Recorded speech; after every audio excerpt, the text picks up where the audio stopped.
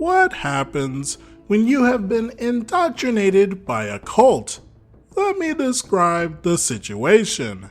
I think there is something odd about complaining about things on the internet, these horror stories included. By definition, it presents a very one-sided view of events, and everyone knows this. As such, the medium is more about choosing to believe or not. Every reader gets to pick the heroes and villains, to write the facts according to their own inclinations. As someone who has been through cult situations and seen the effect of people bending reality to their benefit, this seems reckless. Nonetheless, here I am back again for part 2. Being in a cult is to be torn into two separate people. There is the one that comes alive in private, surrounded by your fellow cultists, and there is the numbshell you occupy around friends and family, as the other sleeps like Cthulhu, waiting for the stars to align. This is the other side to part 1, the liminal body that carries on. Part 1 had me become Richard's victim and prisoner, in a sense, but the cult experience is about becoming your own jailer and then propagating that darkness in the wider world. In Germany, they have a saying, 5 normal people breaking bread with 1 Nazi is called 6 Nazis. Even looking the other way from abuse makes one an abuser, and at this juncture in the story, I am well and truly the villain. To the backdrop of my brainwashing well underway, my family moved into a creepy house on a hill that was once the nurses' quarters of an old World War II hospital. Before long, I encountered the neighbor kids playing rambunctious games outside and learned that they played D&D. They were 3 brothers, 1 my age and 2 younger.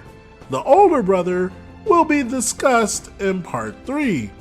This story concerns the other 2, and my offer to DM for them. The youngest we shall call Neo, because I think he was the best adjusted, and most likely to escape the Matrix. The middle child, much like myself, also a middle child, immediately exhibited edgelord tendencies. Therefore, we shall call him Dante. Neo was more interested in his Nintendo console than D&D, and did whatever he could to limit his time around his brothers. Nonetheless, he decided to play with us this time. Dante seemed to look up to me almost immediately, seemingly trying to buy my favor with Magic the Gathering cards. Neither spoke fondly about their older brother. I had never run a game before and didn't know how to prepare. After an appalling session 1, I took a page from the Book of Richard and went with what I knew, stealing whole plot arcs blow for blow from Lloyd Alexander novels. They didn't know or didn't mind, and I received very positive feedback. Not gonna lie, it felt good. Not to mention it gave me a social group away from Richard. The programmed response to keep them at arm's length, to look down on them as unenlightened, as is the way of cults, never went away. But at first, it was good to cut my DM teeth.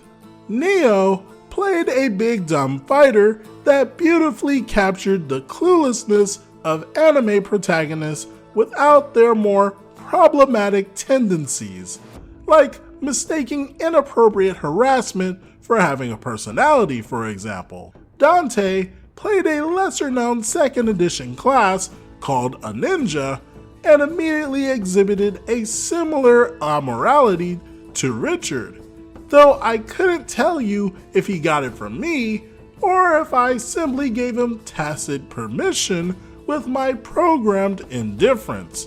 The older brother played too, with a goody two-shoes swashbuckler. and very quickly the three distinct personalities began to grate on one another.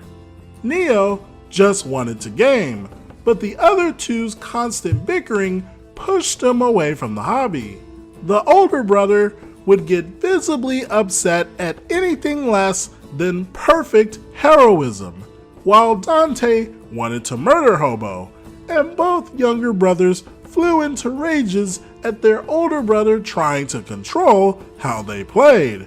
For the first 3 novels I ripped off of first 3 adventures, everything went well. But perhaps because I wasn't willing to ever break up their bickering, it escalated into how they played their characters. When Richard began to play with us on occasion, I showed him clear favoritism, and in his presence, I felt compelled to emulate some of his indifferent sadism, which started to push them too far. It came to a head when the oldest brother's character was knocked out in a fight, and his brothers were like, "We take his body and sell it to a necromancer for parts." I'm sure this was Dante's idea, but Neo went along with it, and I allowed it. I figured I was neutral. The players did whatever they wanted, but in reality, this was a betrayal of the DM's duty of care, and it resulted in a total meltdown from which the game never truly recovered.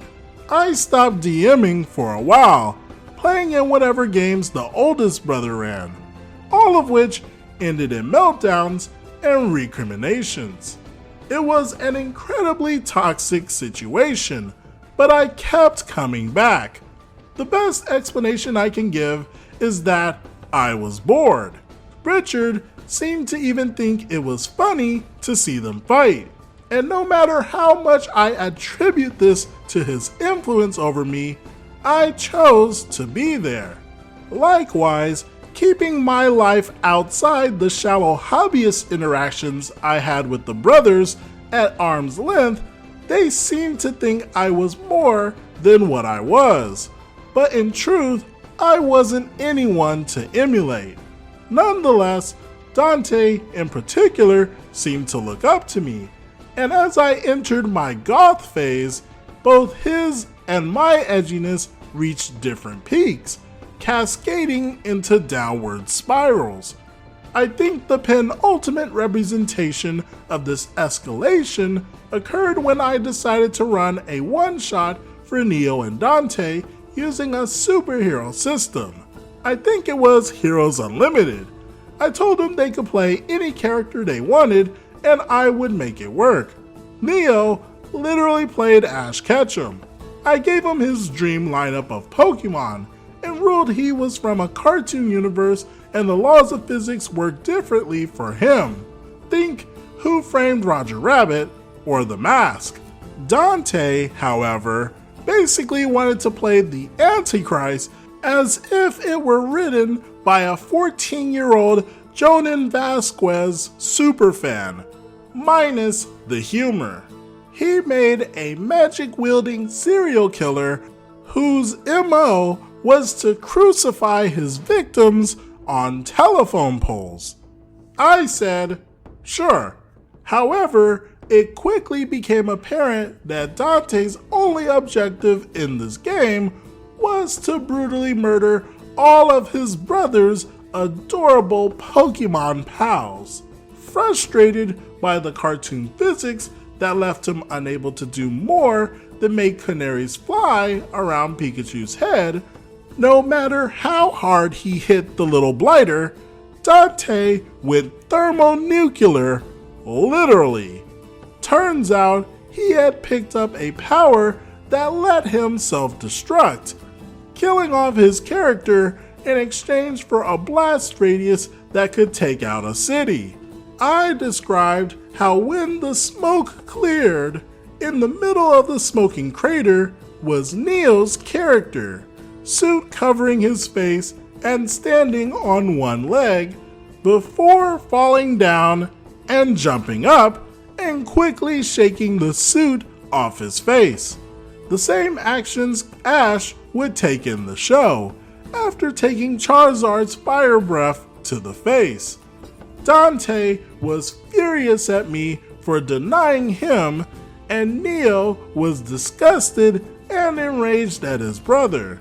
The game ended like all their games did, with a screaming match, with the exception that Neo never played with us ever again. Merely interacting with his brothers came to give him this 1,000-yard stare, and his eye would visibly twitch. Eventually, my family moved away from that house, and I stopped hanging out with the brothers.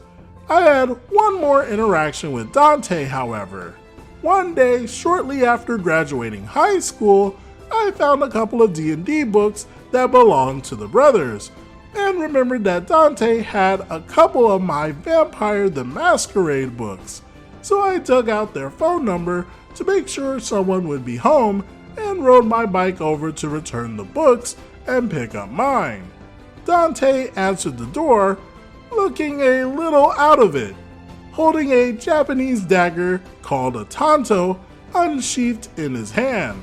I remembered my martial arts de-escalation training, and without acknowledging the knife, was cheery and non-confrontational.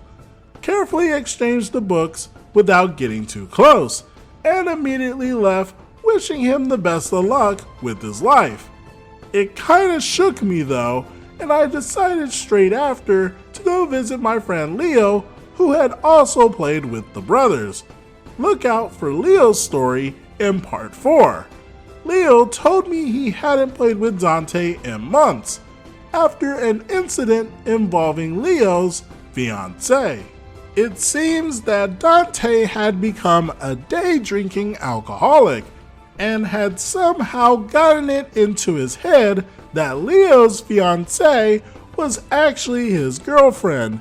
Thus, using the same tanto I observed, Dante had unexpectedly lunged at Leo, trying to stab him, believing he was stealing his girlfriend. I don't know what else to say about that, except Leo and I did jujitsu together, and Leo was able to use the same training to avoid potential injury. I don't know for certain what role I played in Dante's downward spiral, or Neo's estrangement from his family, but I'm sure it was markedly greater than none. There's a million explanations or excuses I could throw out. I was young, and I was not in my right mind. I had my own problems to take care of. It was all Richard's fault in a way, or simply that they were clearly toxic and unwell long before I came along. But to coin a coward's term, it is what it is. I have no desire to seek them out again, and I have no ability to undo what is done. Therefore, I can simply carry the story and tell it when I want to reassure someone that yes, whatever is happening, it could be worse. Stay tuned for part 3, which is the story of the oldest brother, and boy is it a doozy. It's taken some 20 years to be willing to share these stories, but I appreciate your support. I appreciate that OP is able to look back and see himself as a villain. It's sad to see someone fall because of bad influences. I know it's probably going to be a while, but I am genuinely curious as to how long it takes to get on the right path after such a rough start. What do you all think about this situation?